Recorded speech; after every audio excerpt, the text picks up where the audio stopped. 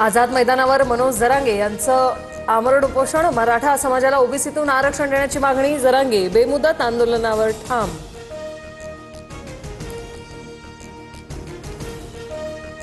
मागण्यांची अंमलबजावणी झाल्याशिवाय मुंबई सोडणार नाही। गोळ्या घातल्या तरी 1 इंचही मागे हटणार नाही। जेलमध्ये टाकलं तरी उपोषण करणार। मनोज जरांगेंचा सरकारला इशारा। आमदार प्रकाश सोळंके, संदीप क्षीरसागर यांनी घेतली मनोज जरांगेंची भेट। सरकारने सकारात्मक निर्णय घ्यावा, आमदार प्रकाश सोळंके यांचं वक्तव्य। आझाद मैदानात मराठा बांधवांची तुफान गर्दी। 1 मराठा लाख मराठाच्या जोरदार घोषणा। आंदोलकांनी 5000 लोकांची मर्यादा ओलांडली।